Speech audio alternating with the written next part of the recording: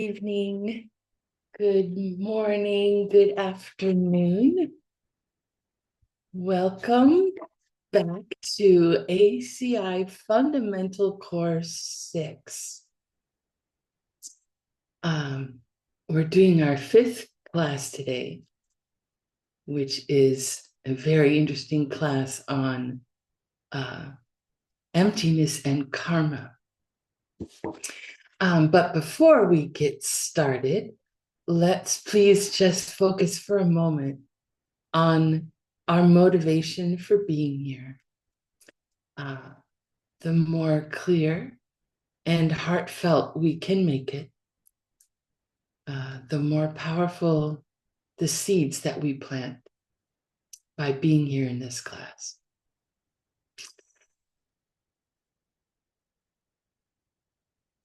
And the title of this class is very, very much about why that's so, right? Emptiness and karma. So make it as high and as big as you can.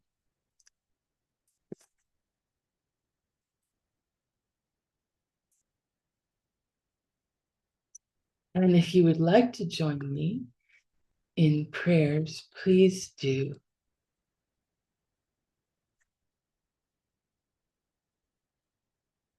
Sashi Puki Chukshin Meto Drum Rirati Gempali Sangye Shindu Mikdeo Lớp em ok chị, lớp em khi học cũng đã nói là từ các năm Idam Guru Ratnam Mandala Kam Niryatayami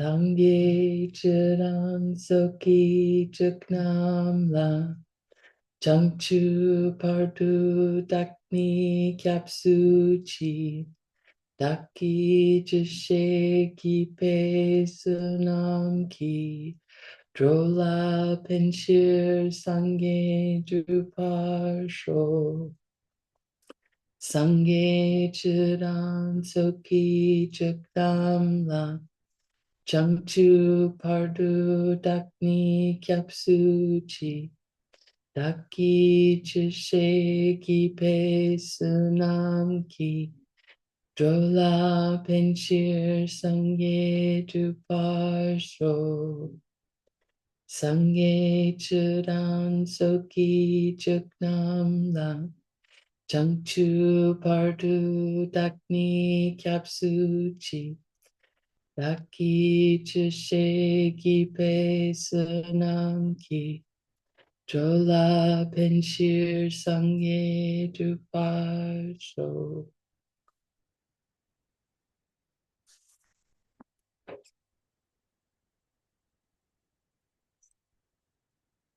And I know I've got some content to finish up from the last class, just a short bit. But before we get started on that, does anyone have any questions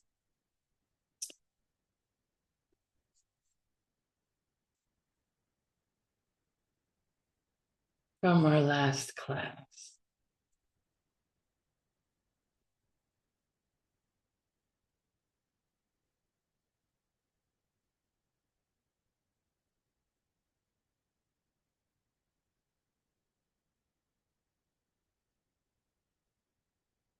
Okay,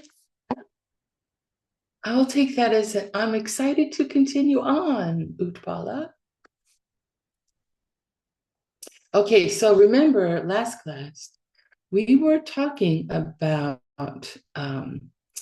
Subhuti asked the Buddha, what's going to happen in the last 500, right? The last 500 years of the teachings existing on the earth. And we talked about the different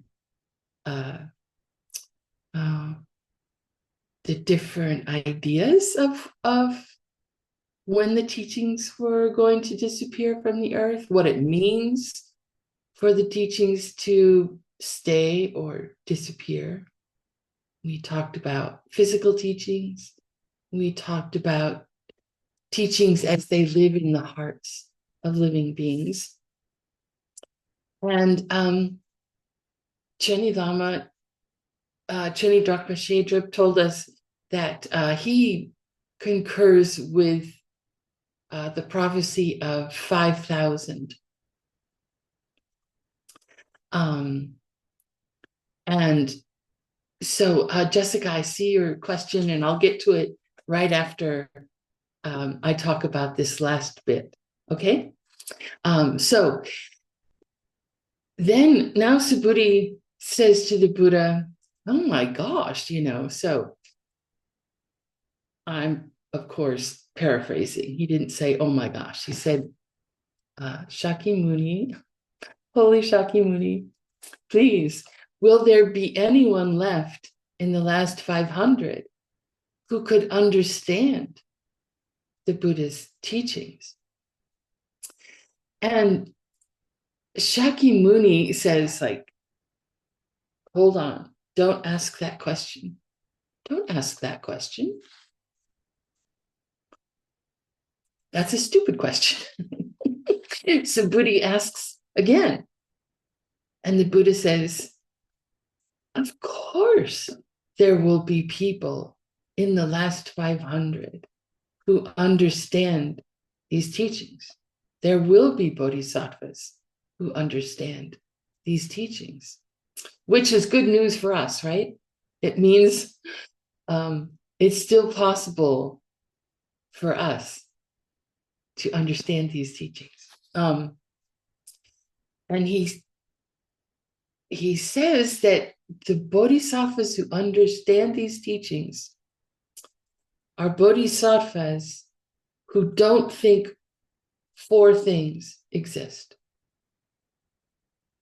So we're just going to go through those four things that bodhisattvas in any period of time, but especially in the last 500,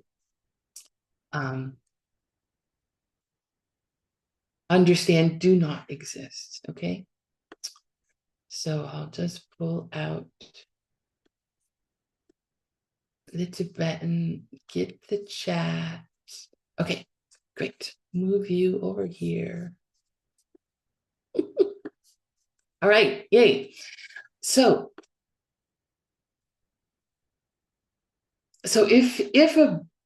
if a bodhisattva, or anyone for that matter, were to think that these four things exist that I'm about to list, they would not understand the Diamond Cutter Sutra, okay? So the first thing is, say, tak. And that means self-nature.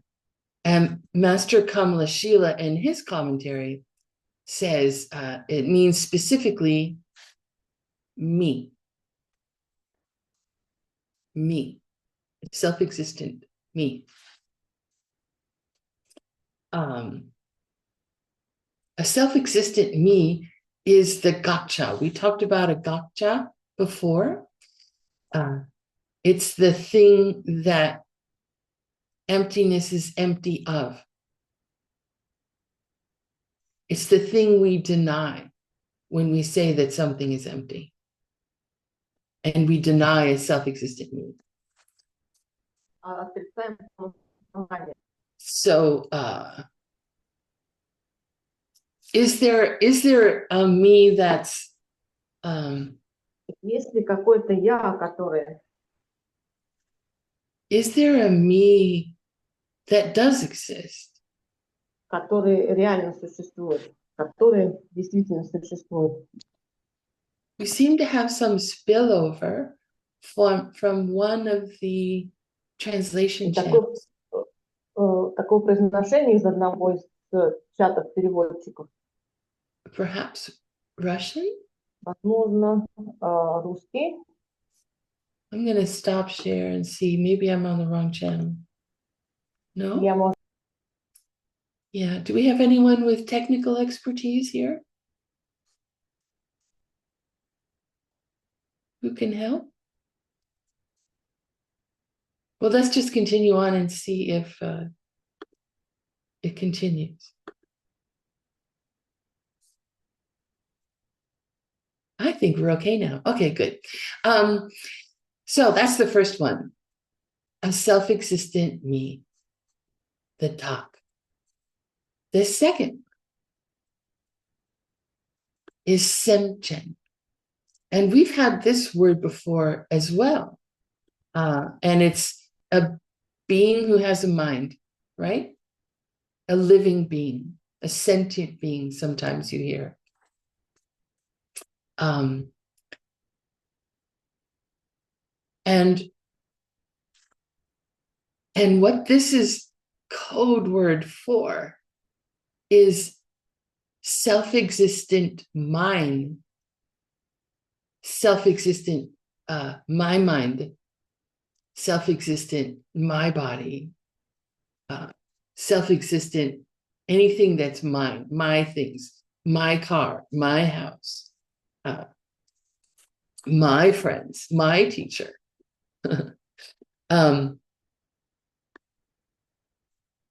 So this is code word semchen here in this use by the Buddha. Chunidrakpa Shedrup says this means a self-existent mind. Then there is sok. Sok. This may be a new word. It means life. Life. So what this is referring to, Master Kamalashila says in his commentary, is a self-existent me over the course of their life. So over that self-existent me over the course of your life. So it's just the extension of self-existent me. Or you could say a particular instance or type of a self-existent me. And then Kansak is the fourth one. Kansak. And Kansak means person. And here it's in the sense of a person who's moving around, walking around, one who goes from place to place. And so this is referring to a person who is moving around self-existently. So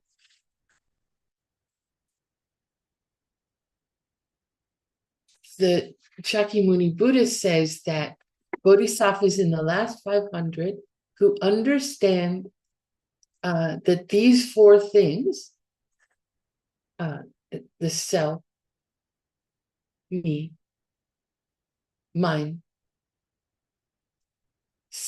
me over my lifetime, and me moving around, that those four things are not self-existent. If they understand those four things, they can understand the Diamond Cutter Sutra. Okay.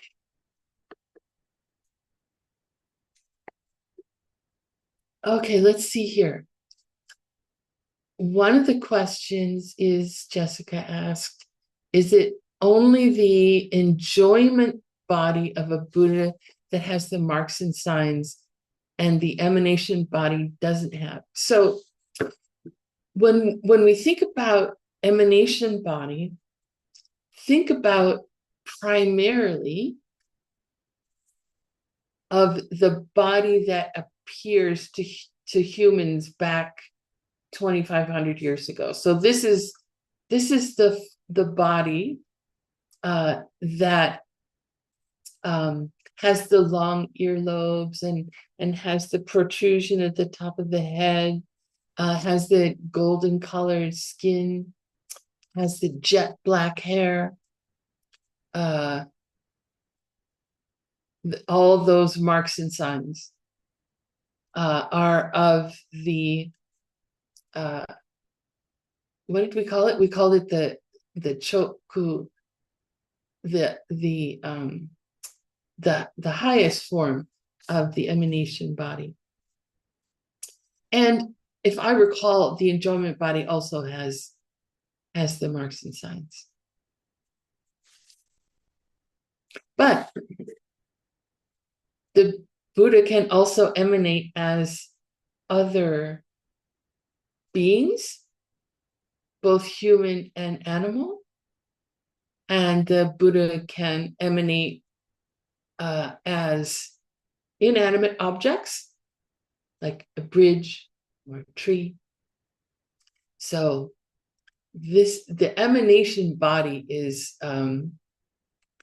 more variable than the other bodies, in the sense that it can take many different forms.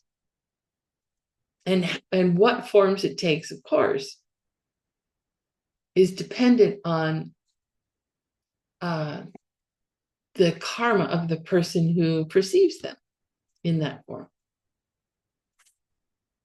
Okay. Wanfu, you taught us that the name of the sutra is Vajracharika.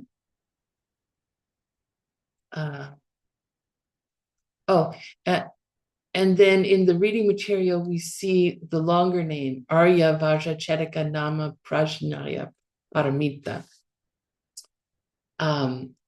What's the difference between those two names? So one is just an abbreviation of the other.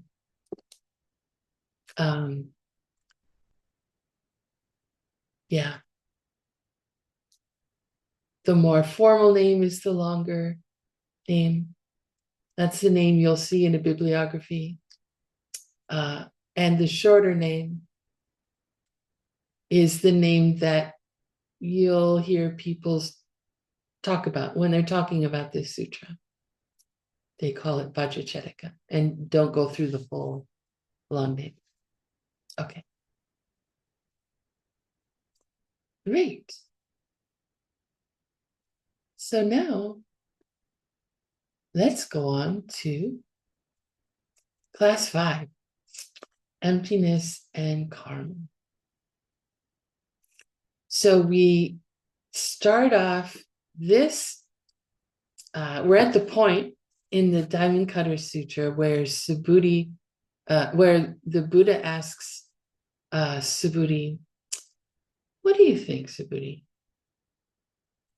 Suppose someone, well, I'll just read it because it's better than my paraphrase. Suppose some son or daughter of noble family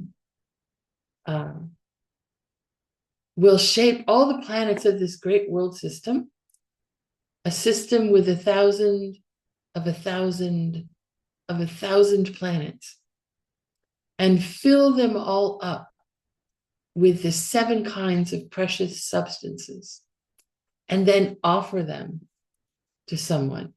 Would that son or daughter of noble family create many great mountains of merit from such a deed?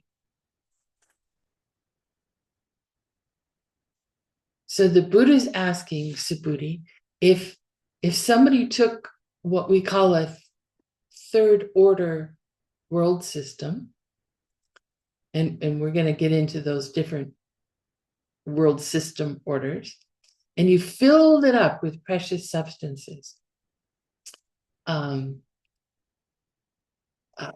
It's like gold and silver and emeralds and rubies and different precious substances.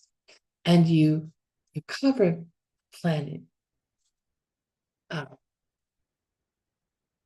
all those planets, with jewels like this and offered it. Would that be good karma? So we're going to talk about world systems first. And one moment.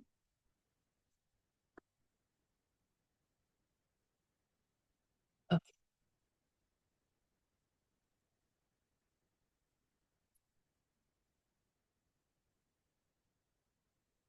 So this information, we're going back to the Abhidharmakosha, which was written by Master Vasubandhu, and he lived in about 350 current era.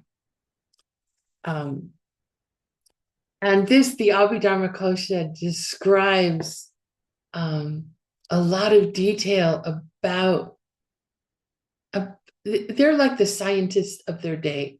They described the world around them. And it goes from like the very smallest possible thing to huge, immense, great things. And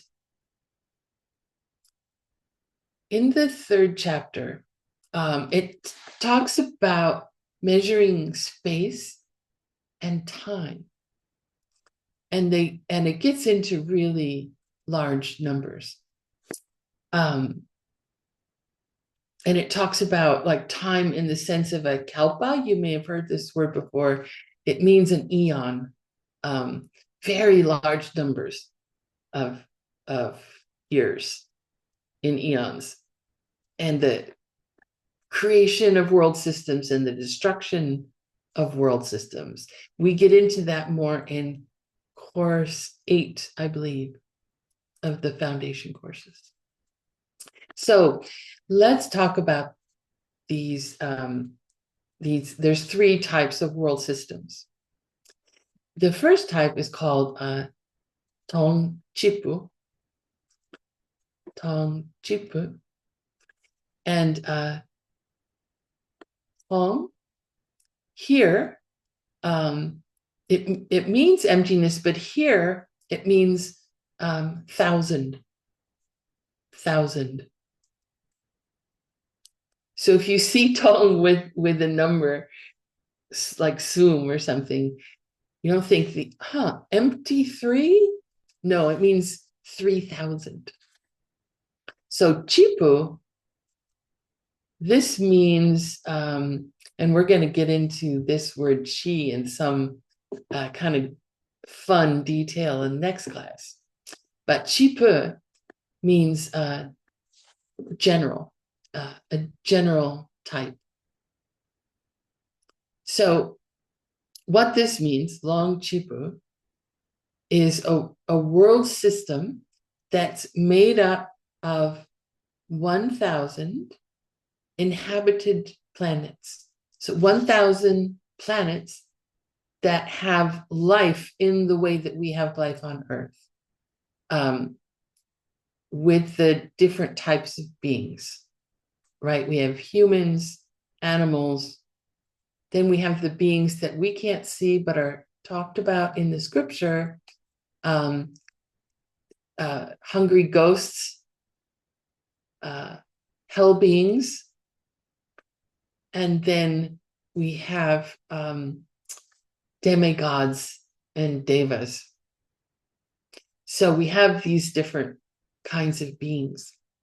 Each of these planets has different kinds of beings. So 1,000 of those. A second order world system, and this would make sense, is Tong Parma. That just means 1,000 Tongchipus. So a world system called Tongparma has 1,000 world systems that have 1,000 planets. So we're up to 1,000,000 inhabited planets. Okay, 1,000 times 1,000. And then we have the third order world system, which is Tongchenpo. And Chenpo means great. This just means sort of like medium. So this one's great, Tongchenpo. And this one is 1,000 of these. Tongchenpo is 1,000 Tongparma. So 1,000 of 1,000 of 1,000. And that's a billion. So that's a lot. A billion planets that are inhabited by living beings. So if you've covered each one of these planets, a billion planets with jewels, what kind of karma are we talking about? Are we talking about humongous mountains of karma?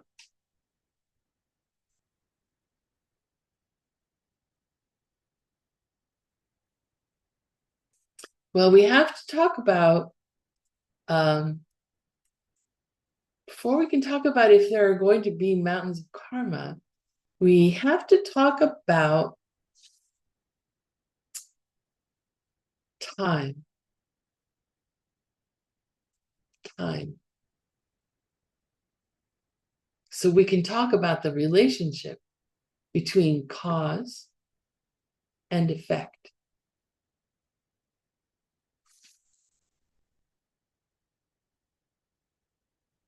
Se depa maongpa. Depa maongpa. Depa, ndepa, heavy prenasal, ndepa. Ndepa means past, in the past, already gone by. It's the word that they use for nirvana, nyangenle ndepa, to have gone beyond. So to pass beyond. So depa is past. Then maongpa, we recognize this negative particle, right? So ongpa means to come. So not to come is sort of a convoluted way to translate this. It means future. It means not yet come. It's not yet come. Future. So we've got depa, past, and we've got maongpa, future. So the past and the future. So what is the relationship between the past and the future from this moment right now? From this moment right now, the past, does it exist? No, it's gone. From this moment right now, does the future exist? Not yet. It is yet to come. So, if that's the case, then your good deeds and their future results don't exist.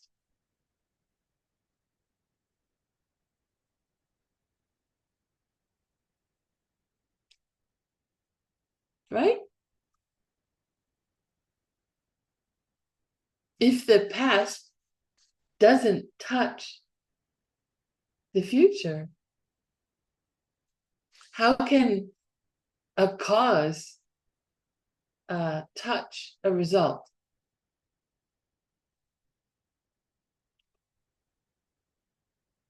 But if we think about what a cause is, we can't call something a cause unless it has caused something. A cause is something that only exists in relationship to a result. Likewise, a result only exists as a result in relationship to what caused it.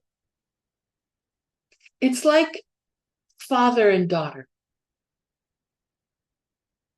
right?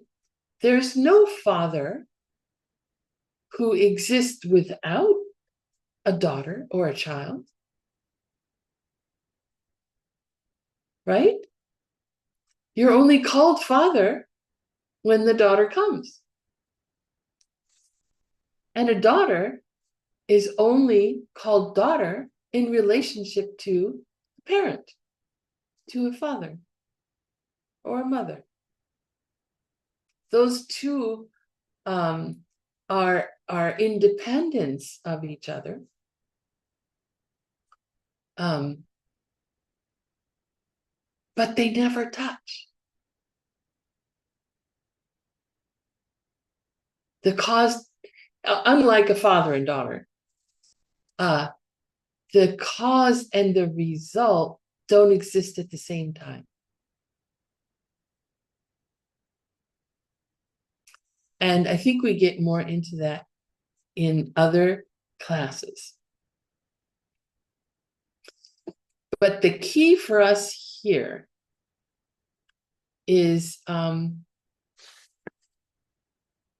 when we look at it from the perspective of this present moment, this moment right now,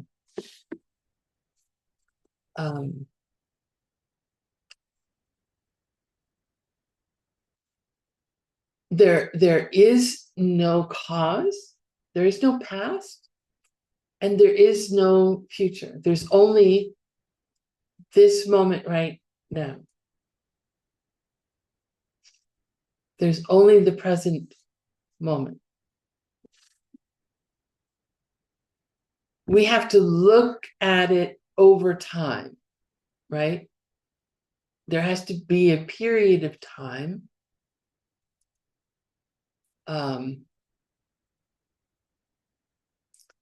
that we have where we can look at something that is a cause, and then we string these moments together.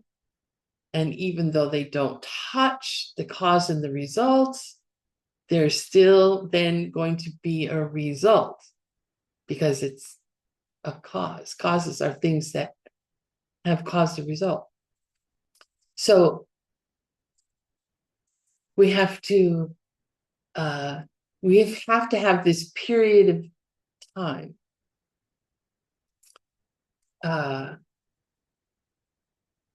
Now, does time exist?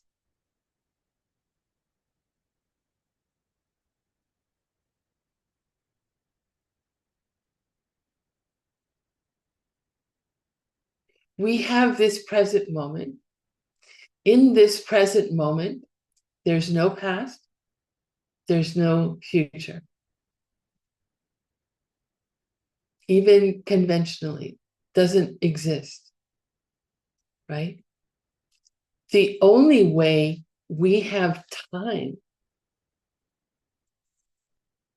is if we have the perception of like a stream of moments that we've put together. We project a past. We can look at our own lives, for example, and we can think back to when we were younger. We can even just go back to last week. There was a last week. We met together last week. And some time passed. And now we're meeting together now. And we're going to meet again in the future. So it's us who basically create time. It's us through the ripening of our karmic seeds, of things we've done in the past, who create this thing that, I don't know about you, but to me, it feels so real. It feels like I have nothing to do with time. Time has been going on for time immemorial. It will continue on forever and ever. Has nothing to do with me. But it has everything to do with me. I create time. You create your time. We have different experiences of what we agree together last week, today. That period of time, we can agree, right? Otherwise, we wouldn't be able to meet together and plan for we're going to meet on Thursday, at this time. We've got it all figured out. We created all these devices for us to be able to work with each other in time and meet with each other in time. But this time, my experience of this time between last week and today, and your experience of that period between last week and today, probably most likely 100% different. We had a different experience. For some of us, it feels like, wow, was that already a last week? It feels like it was yesterday. And for some of us, it's like, oh my gosh, it feels like it's been a year since we last met. So much has happened. It's just amazing. So time,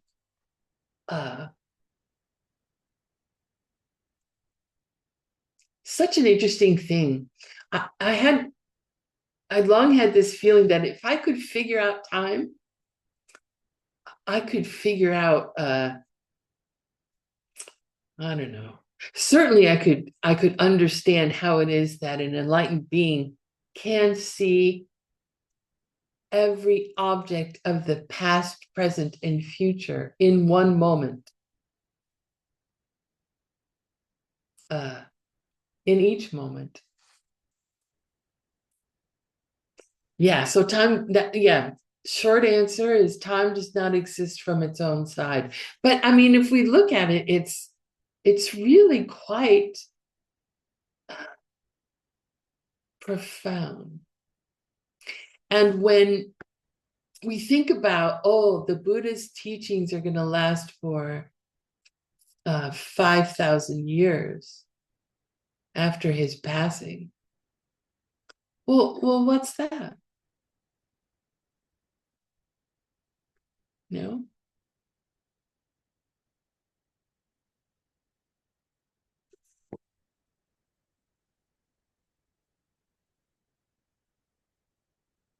So something to remember for, I think, a future logic course, maybe course 13, is that for two things to have a relationship with each other, they must exist at the same time. Well, they must both exist. First, we say that, right? Something that doesn't exist can't have a relationship with something that does exist, right? So when we're talking about time, we have to say, well, those two things have to exist at the same time, past and future, but they don't.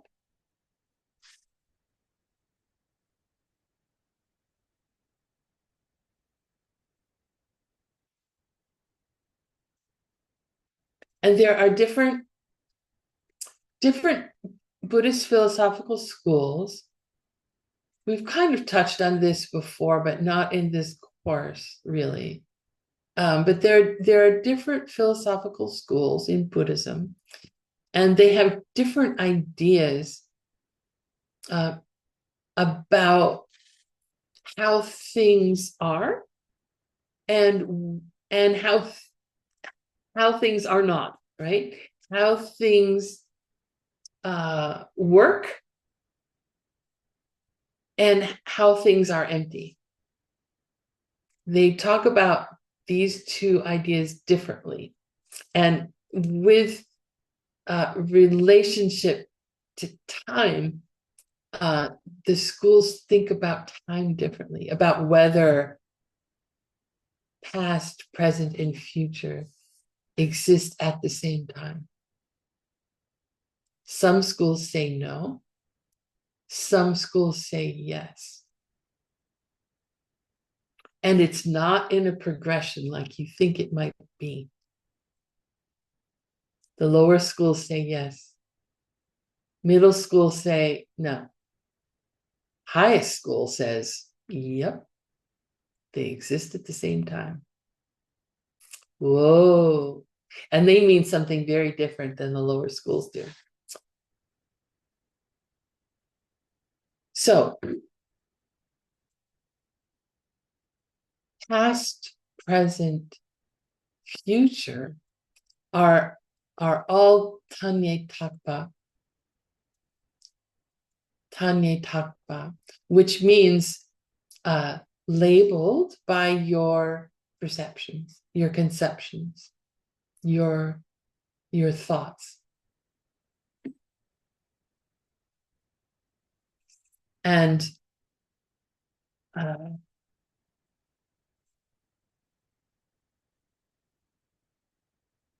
they here refers to past, present, future. So when we're looking at a person and we're trying to find a person, you know, we can look at their physical body and their mind. They've got those major parts. If we're walking down the street and we see someone walking towards us and we recognize them as, oh, that's Joe, my friend. There's like this, we've identified somebody based on the appearance of their parts to us. And maybe like the way they walk or what clothes they're wearing may be a clue. Like we take these visual images and we put them together and we're like, oh, Joe.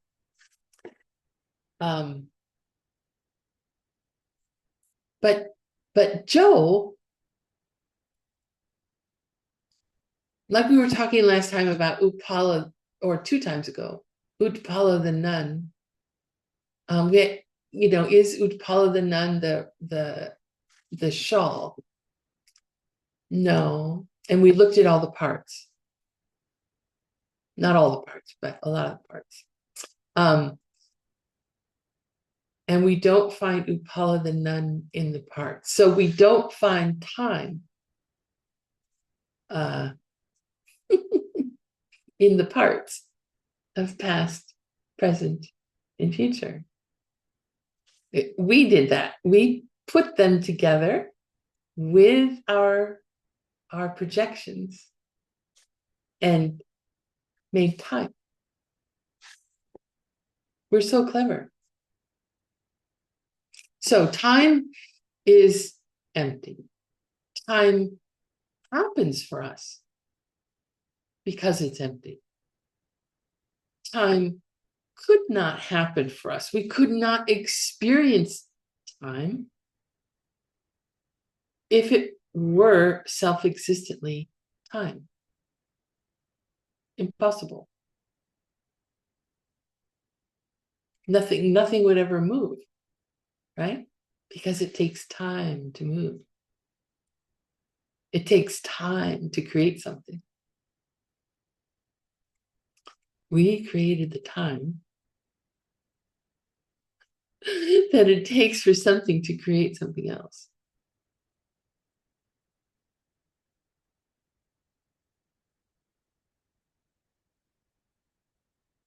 Isn't it crazy?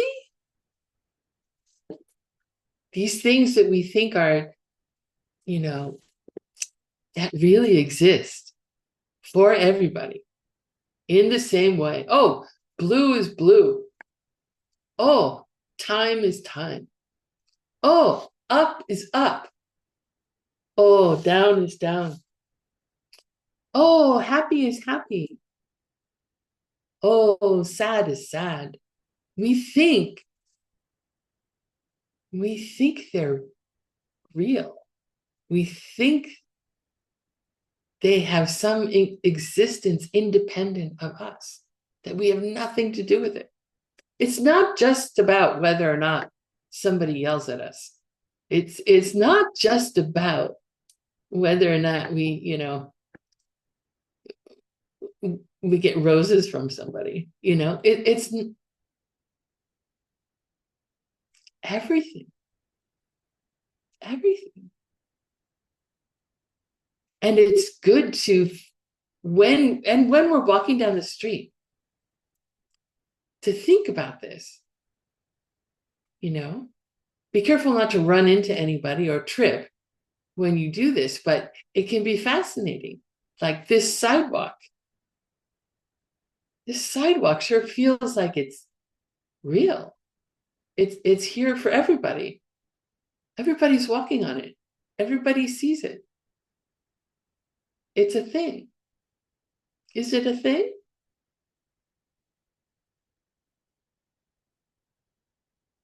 To just think about that. How is it that I think about what it is I'm experiencing as I'm walking through my day? And then, whether in the moment or later on your meditation cushion, start taking that apart. Like, oh, wow, today it really felt like traffic was real. It really felt like there was just a mass of cars and vehicles trying to get somewhere at the same time.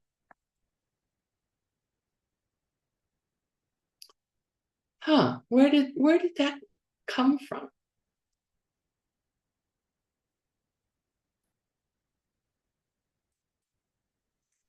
We I don't know. We're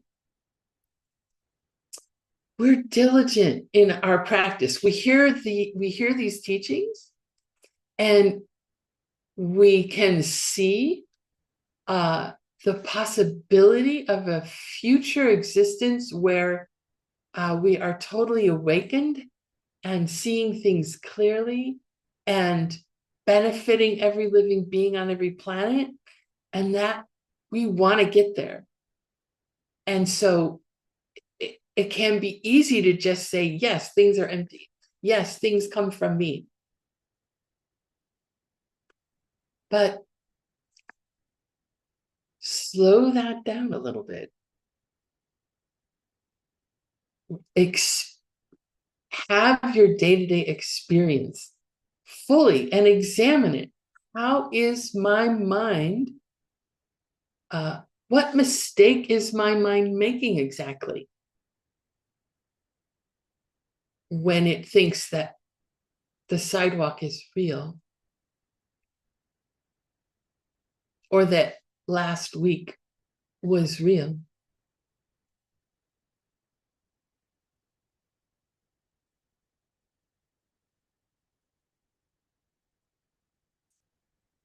And then pull that apart. Fun meditation.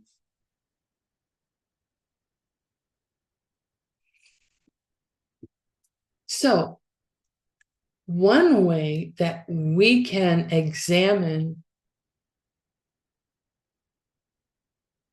things, and I have briefly mentioned this before, but I can't remember if it was this course. I'm sorry.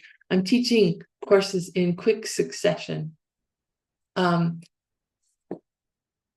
But there's a way that we can think about emptiness when we think about the parts of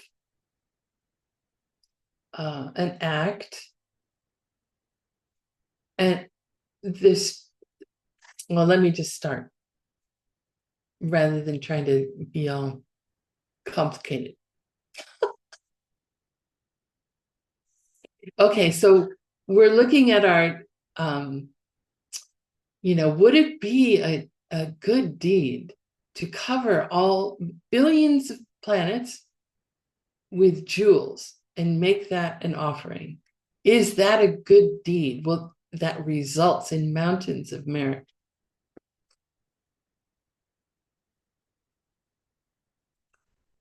So let's look at giving. Jimpa. Jimpa. In Sanskrit, it's dana.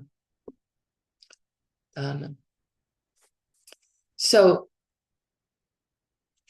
we have jimpa, giving. We have jinpapo. We just stick a po at the end. So this means jinpapo, the person who gives, the giver. Then we have jinpe yul. Yul means object. So the object of our giving, which is the person we're giving to, the one who receives the gift. And then we have Jinpe Jawa. Jinpe Jawa. Jawa means to do. So this is giving, the act of giving. And these three, they're called korsum. They're called the three spheres. The three spheres. I think we talked about it in the karma course. Yeah. Because the three spheres are like the way you talk about action, about an action like giving. And we're using giving as an example, but we can do this with anything. We can do this with, and we are going to think about the other of the 6 perfections of a bodhisattva, the activities of a bodhisattva.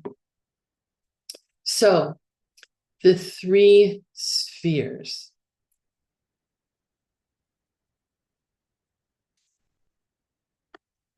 So as a bodhisattva does the perfection of giving, they think about the emptiness related to these 3 spheres, to the person giving, the person receiving,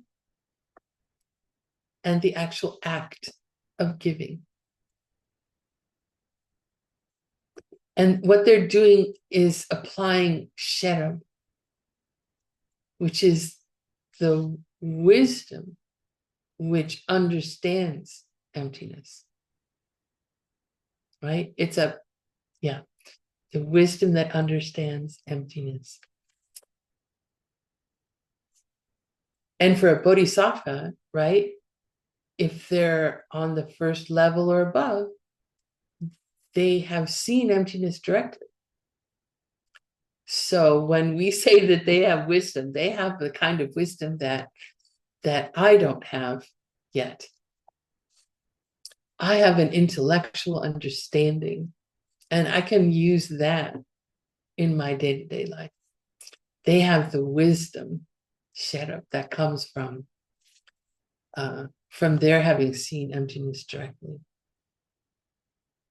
So when we apply this wisdom to the giver, oneself, right? You're thinking about yourself as you like put cat food in the little cat food bowl, or as you uh,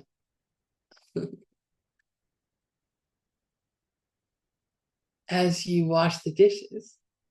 That's a kind of giving.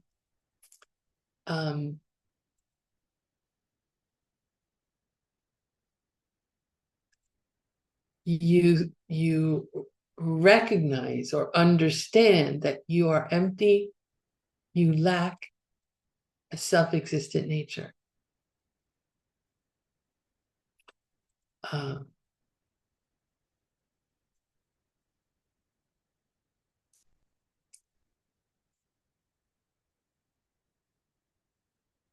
You, for me, like if I were, nah.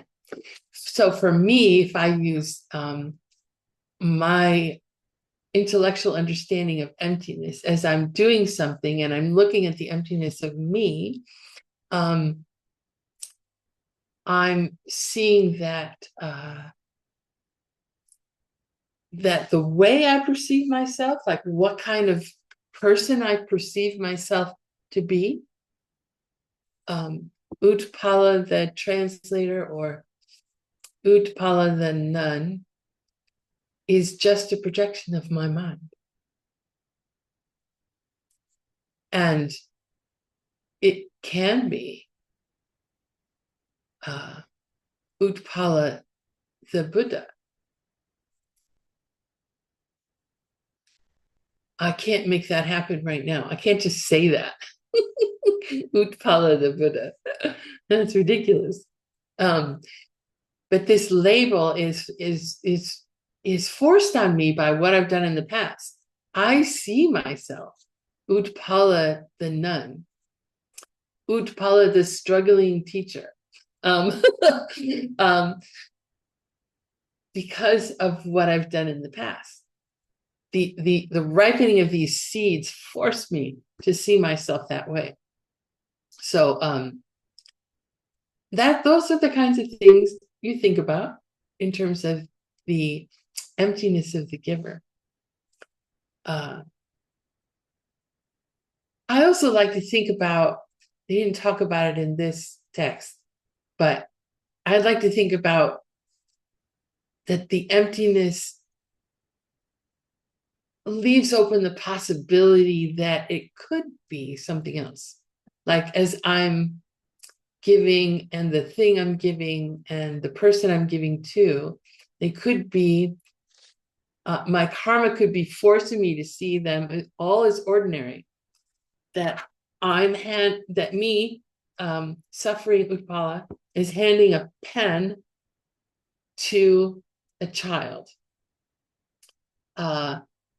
Because of emptiness, it could be Utpala, the tantric deity, handing the wisdom of all the Buddha's teachings contained in this one object to someone who's going to receive it and become enlightened immediately. I like to think about what the possibilities could be, not to live in a fantasy land. I'm not talking about thinking, oh, I'm a tantric deity. No, I'm thinking about the possibilities of what could be. Because who creates my future anyway but me? I can use my actions now to create the future that I want to see exist. I can, if I'm giving food to a cat, I can, I'm jumping ahead, but as I'm giving food to a cat, I can be thinking that I'm removing, I'm providing sustenance to all living beings, that all living beings may have everything they need to survive physically so that they don't have to think about how to exist. They have time and interest to receive the Buddhist teachings um, and become enlightened themselves. So we can use these acts. This is very powerful. We can use with even the most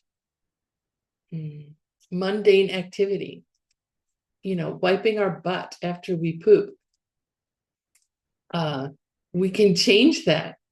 We can, we see it one way. That's, I'm not meaning to be gross. It's something we all do. That can be purifying away all negativities. With this wipe, may all negativities be cleared away. Everything that keeps me from understanding emptiness correctly and properly, may it be cleared away. May it be cleared away for everybody.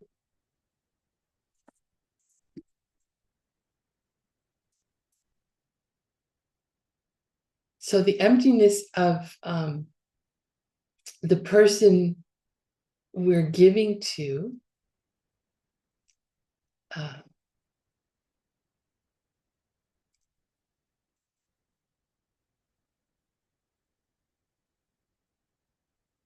if we think about it one way, the person that receives a gift from us,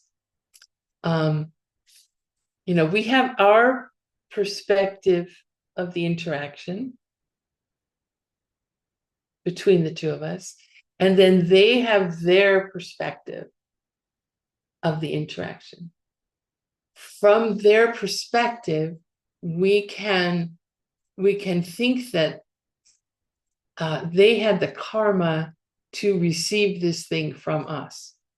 Their karmic seeds, what they did in the past, created karmic seeds that ripened into them receiving this gift, whatever it is, from us. So in that sense, they're empty too. When they look down at themselves and they see what they see, that also comes from them. Their perspective, their experiences of the world also come from them. And that can be helpful to for us to realize that our experience of them is coming from us, right? If their experience of them is coming from them, it underscores that we're both creating different experiences of the same person, if that makes sense.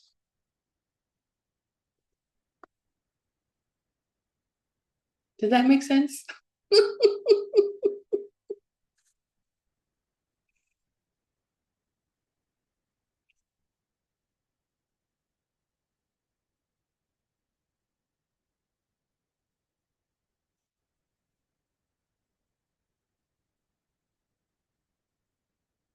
So the emptiness of giving, like we can think about it in terms of Arya Nagarjuna is very, like he gets right down to the essence, which is, nothing ever moves.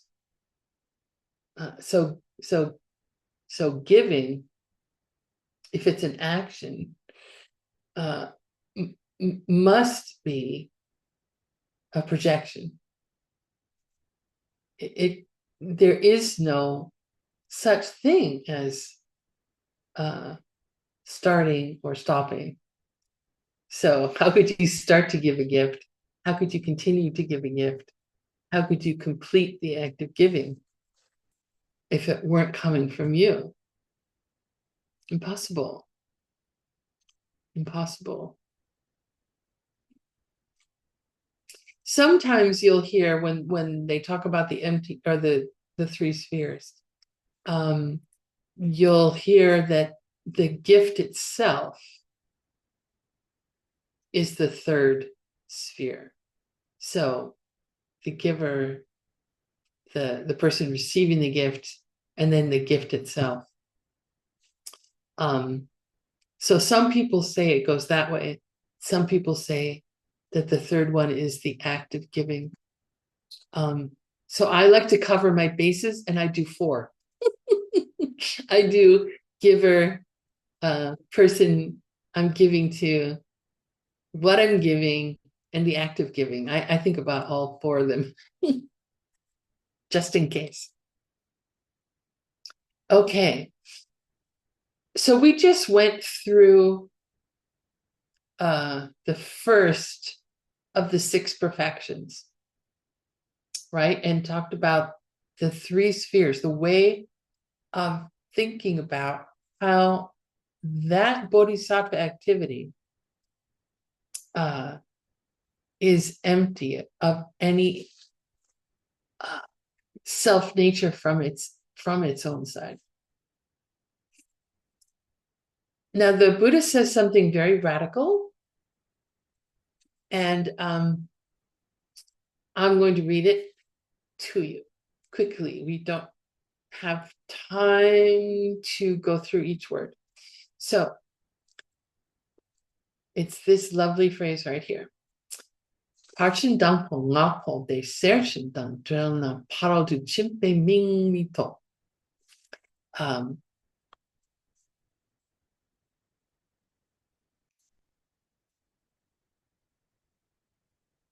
Parchin dang po nga, the first five perfections.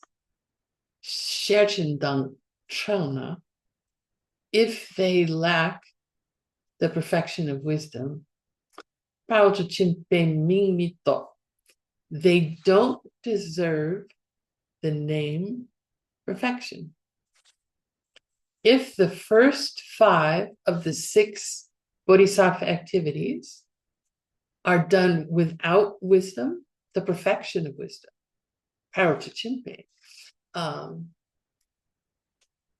they don't deserve the name perfection. This is the Buddha. Whoa. So we talked about the perfection of giving, and we're just going to go through quickly the other perfections. The second perfection is called the perfection of morality. And this is basically, we can break it down into three, generally speaking. There are vows of individual freedom, the vows that lay people take, the vows that monks and nuns take, the one-day vows. Then there are bodhisattva vows. This is a group of 64 vows that people take when they have this wish to become enlightened. Like, okay, I'm getting serious now. I want to take these vows to protect me as I practice the bodhisattva path. And then there are tantric vows. The greater, what do we call them? Diamond way vows, which I know that some people are going to classes with Geshe Michael this year as preliminary to him starting greater way teachings, which is very exciting. Okay, so that's the those are all part of the perfection of morality. Then we have Supa. Supa. This is the protection of not getting angry. Many people have translated this before as the perfection of patience. But Geshe Michael isn't satisfied with that word because patience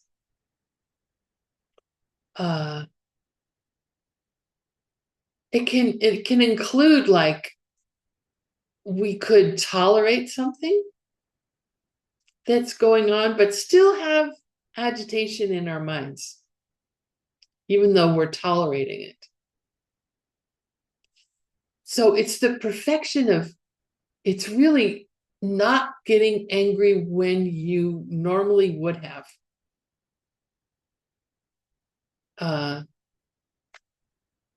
It's one of the highest practices we can do, to watch our minds, watch how it is when we're with other people.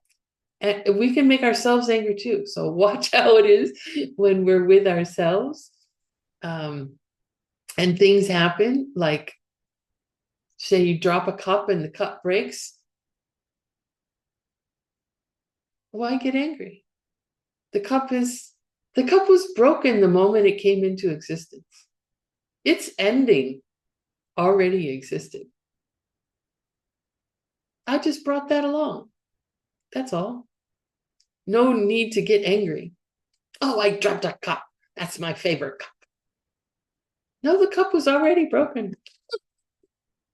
So the perfection of not getting angry.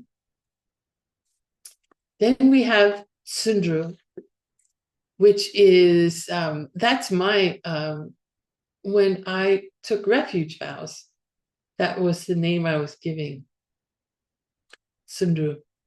And this means basically effort, but the definition of effort is sungkang kela troa, which means taking delight in doing good deeds. Like,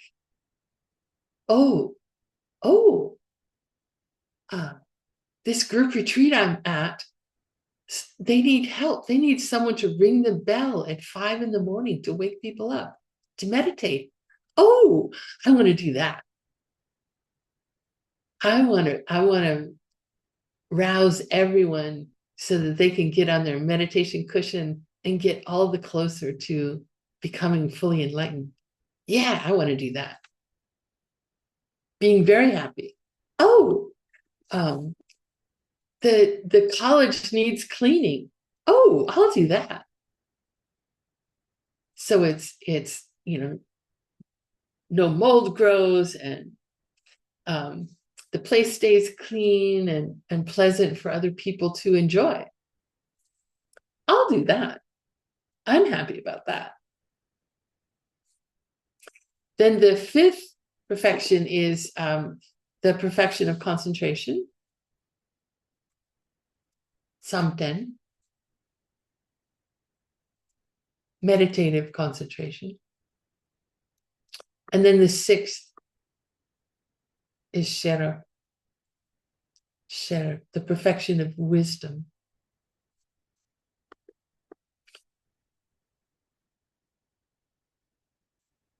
So the Buddha had said in a controversial statement that all those deeds, giving, morality, not getting angry, joyous effort, concentration, those first five, if they're not done with shera, with the sixth perfection, they don't deserve to be called perfections.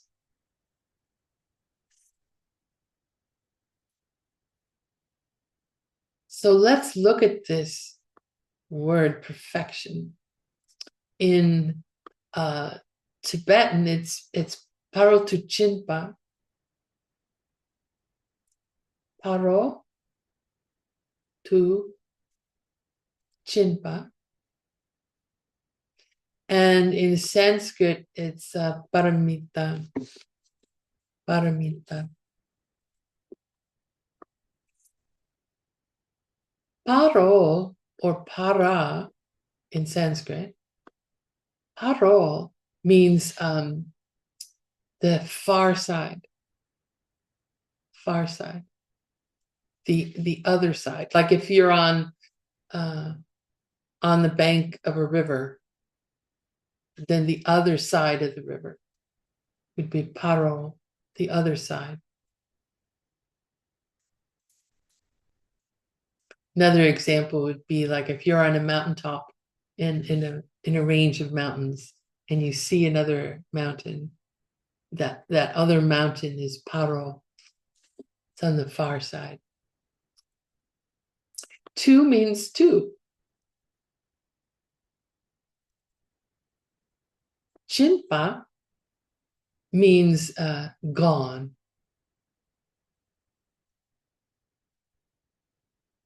Gone. Gone to the far side. Parotu Chimpa, perfection. Gone to the far side. Paramita. So what's the far side?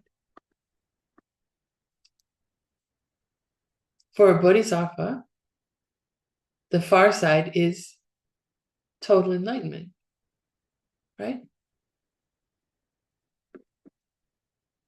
So does a bodhisattva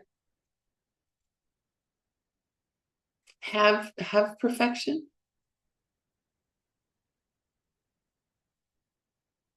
Not all of them, right? We can call a Buddha a bodhisattva, and we can call a Buddha an Arya bodhisattva Buddha. They're still a bodhisattva. Buddhists still want to help other beings. But they have perfected that, right? They're the only ones who have perfected their minds and their benefit to others. They've perfected meeting their own needs, and they've perfected meeting the needs of others. So a Buddha is the only kind of being who has paro tu chimpa, who has perfection. So, well, gosh, in that case, then should any of the 6 perfections be called perfection? Because they're not perfections. Bodhisattvas aren't doing perfections yet, right? So there's another way we can think about this, and that's paro tu chin che. So instead of paro tu chin pa, we just take that pa out and we put in a che. And this che, spelled like this, this means to take. So we're going to do the things that take us to the other side. We're going to do the 6 activities that take us to total enlightenment. That's what bodhisattvas are really doing, is paro tu chin che.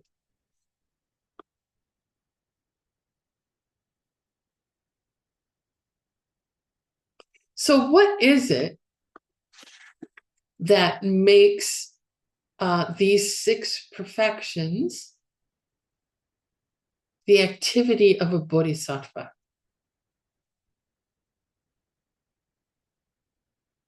Why are they bodhisattva activities? Couldn't they be activities of any person?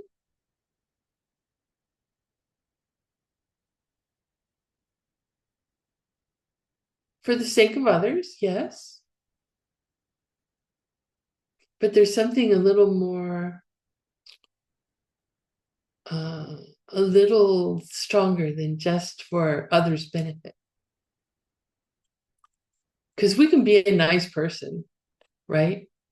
But that doesn't make us a bodhisattva.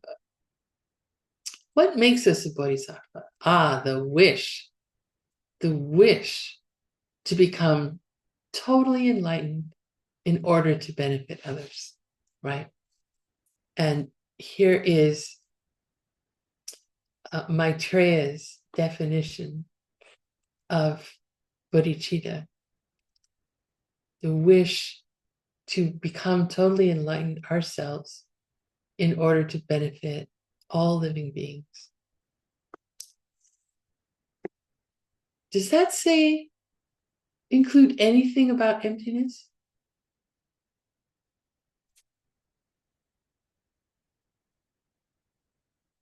The wish to become fully enlightened in order to benefit all living beings. No, it doesn't say anything about emptiness. So then why did the Buddha say that if the first 5 perfections weren't done with the 6th perfection, perfection of wisdom, that they can't be called perfections?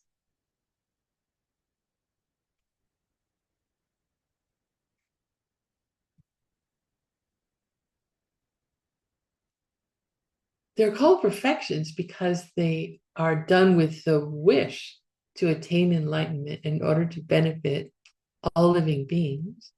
That's what makes them perfections. These are the activities which will take us to the other side, to the far side, to total enlightenment.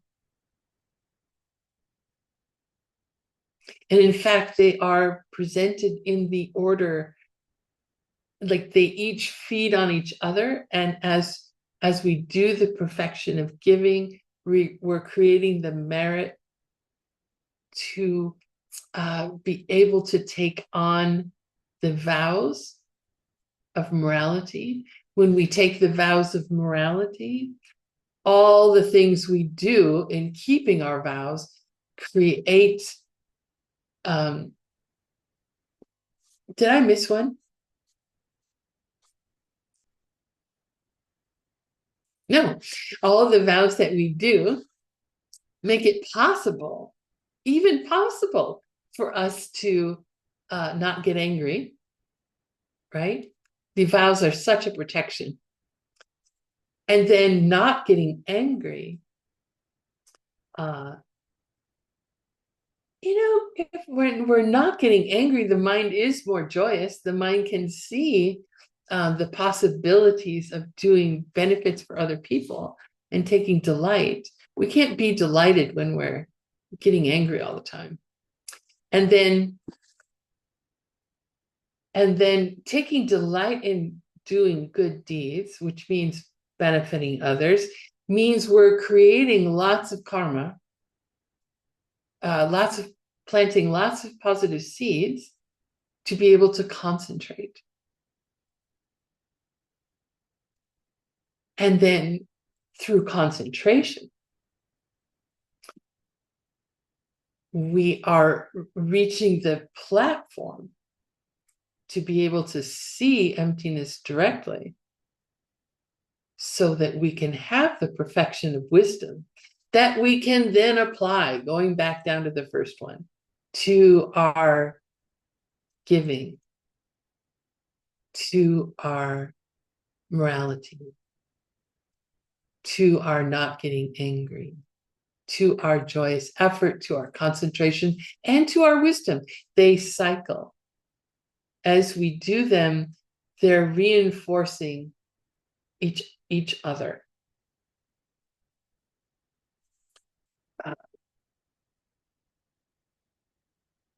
So what the Buddha, what Shakyamuni Buddha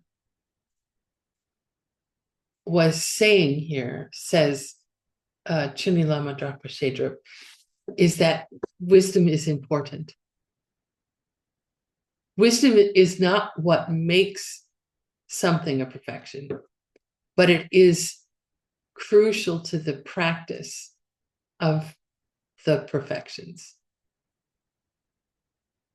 The wish is the main thing that makes them a perfection. The wisdom, understanding how nothing has any nature of its own, makes the seeds that you create with the wish all the more powerful.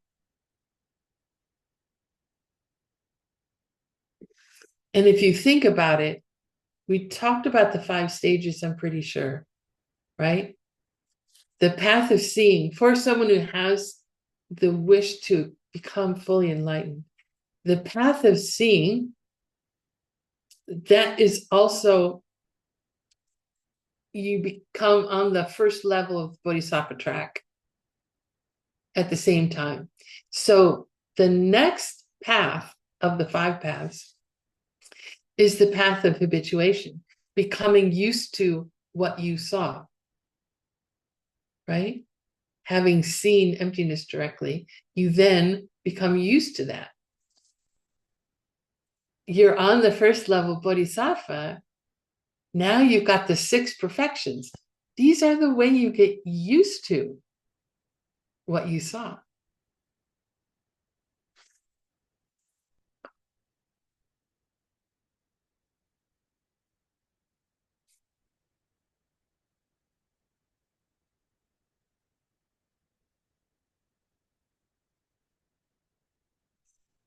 Wow, I'm early. So we can,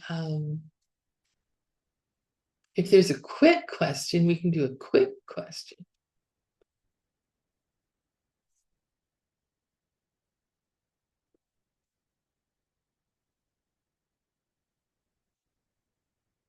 We can finally do the closing prayers together.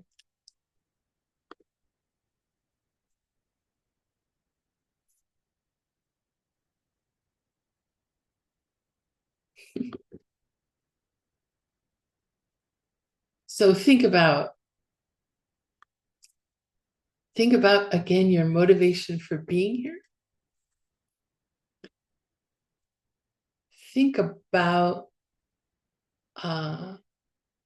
what you've just done by spending this past hour and a half together, thinking about the Dharma,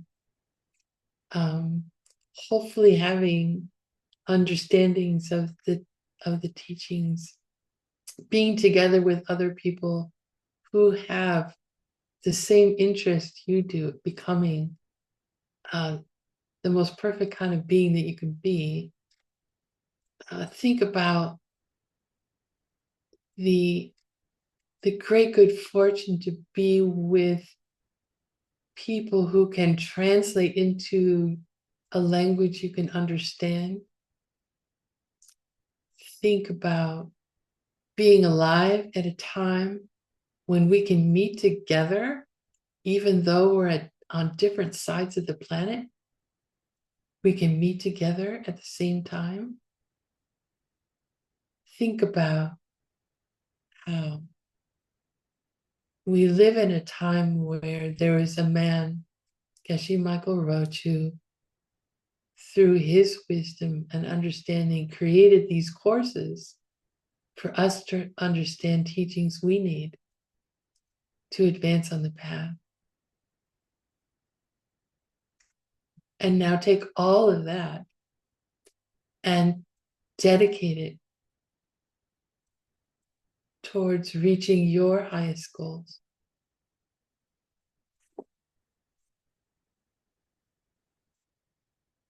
Kewa di kewoku sunam yashe toksokshin sunam yashe lejungwe dampar kuni Topasho.